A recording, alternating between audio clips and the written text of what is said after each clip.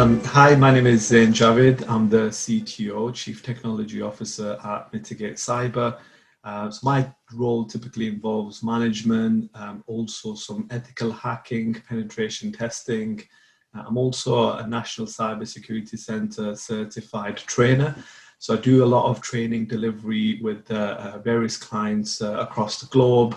And along with that, I do have a creative side, so I do get involved in a lot of marketing, design, and development as well.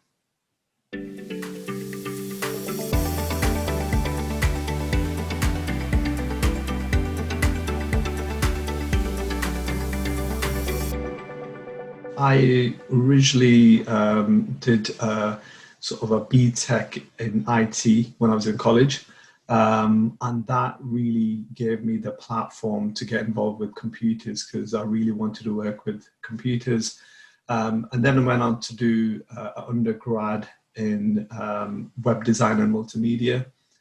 So I started my own business when I was in sort of university year one, developing websites, designs, and so on. And when I finished that, I did my master's in cybersecurity at Lancaster University. And while I was going through the masters, we then started Mitigate Cyber, and it just kind of went on from then. So I had an interest in developing things, but at the same time, I wanted to see how you can break them and how you can find vulnerabilities. So that allowed me to then do the same thing for clients, and that's where basically the business started.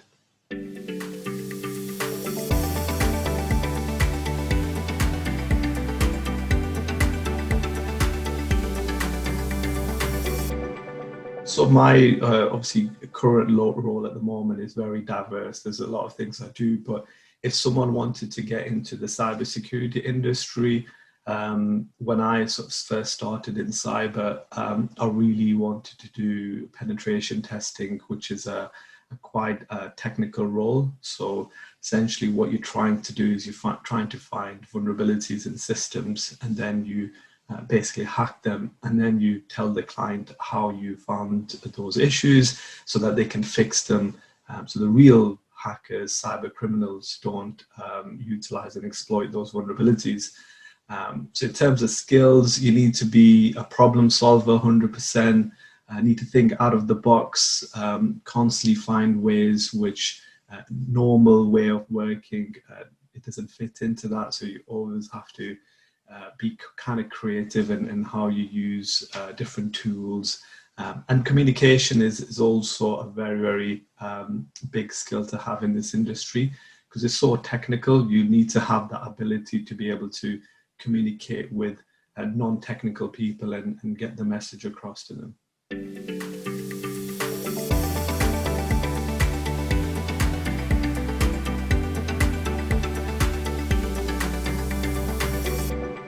We've done all sorts of stuff. I mean, since we've had the company, we managed to hack into banks. We've hacked into companies that actually make currency.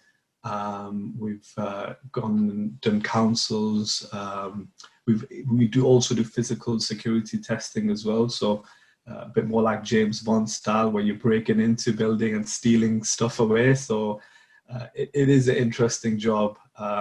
You try and manipulate people into giving you information. So it's quite fun at times, where you can legally do things which are usually illegal.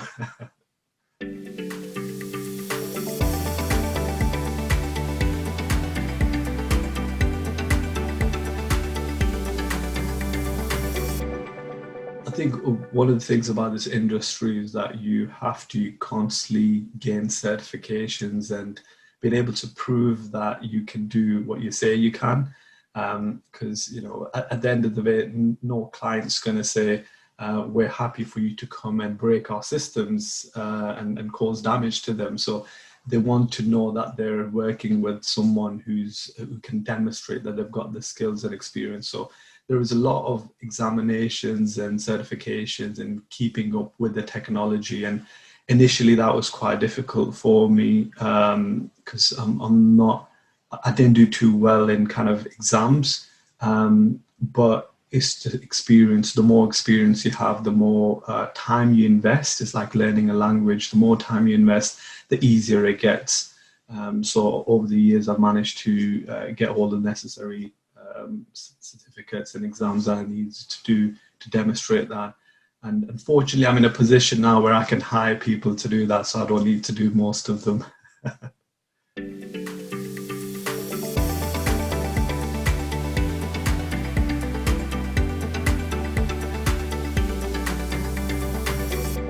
So we were based at the Lancaster University. So this is so our base is at the campus.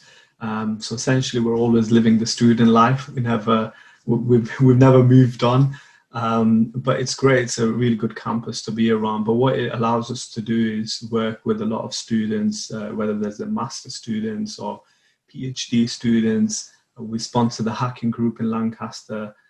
They go around, challenging on different kind of hacking challenges and competing for those titles.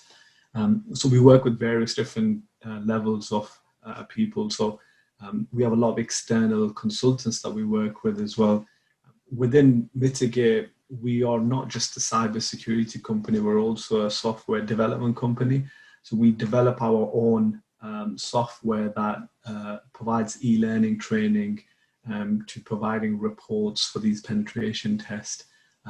We're a government-based Cyber Essential certification body, so government-backed scheme. We certify organizations to that level. So we have various different roles, from someone who's doing creating content for our website, to someone very technical who's actually hacking websites to data centers and so on.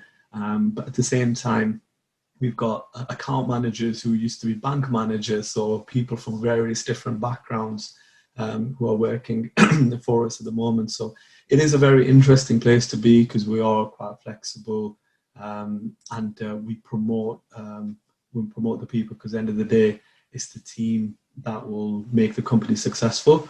So we have a really good program in place where students can join the company, start off with sort of vulnerability scanning, and then we pay for their certification and exams as they work their way up. There's a big shortage of talent in the cybersecurity industry as a whole. There's not a lot of people with the right skill set who are getting involved. So there's a lot of government initiatives to get more people involved in this. So for us to be at Lancaster, where you've got masters, cybersecurity courses going on, we've got different faculties, and we can utilize the research. It really helps.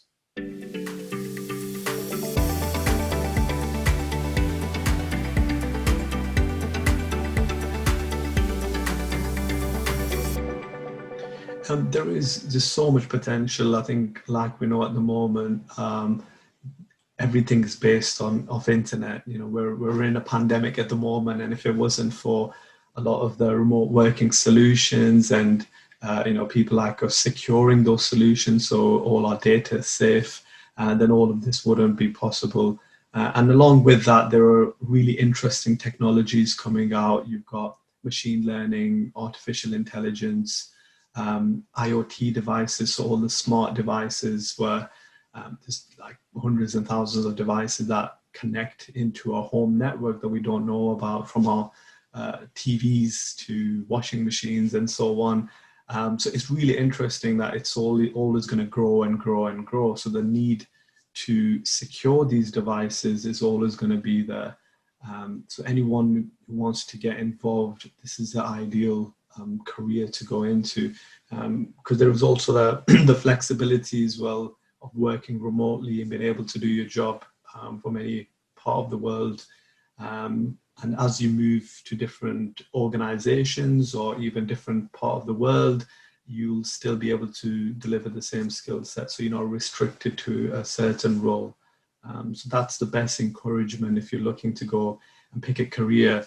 Then this is definitely, the digital space is definitely the one to follow up and look into.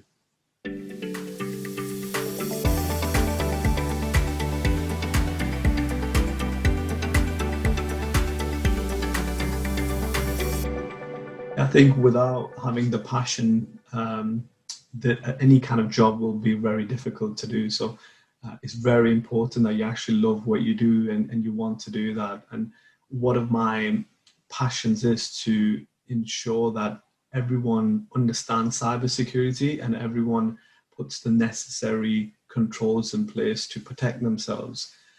So we want to try and educate as much people as possible. And that doesn't mean that you have to spend a lot of money to get these kind of expertise. So if you're even a small business, then you can start from something very, very simple. But as long as you're on that path to improving your cyber defenses, so that's something that I really, really enjoy doing, is educating people and being able to offer the services to help and protect themselves so that they don't become a victim to a cyber crime. Because another big issue we face is that around 90 to 80 to 90% of our staff in normal businesses cause breaches within an organization. So they either by mistake send the wrong information. We've always done that, where we've sent an email to someone we shouldn't have, and that might have had confidential information, or someone who's maybe a disgruntled employee, before they leave the job, they try and take as much information from the previous job to help them in the next job. And these are really common things, but from a business perspective, these are the type of breaches that obviously occur on a regular basis. So we're able to educate those organizations and put the policies and procedures in place to defend themselves against these types of threats. And that's not possible until you really have the passion to create and develop interesting and innovative products by working with academia, as well as working with a great team of developers and having a good team to deliver those and build those really innovative solutions.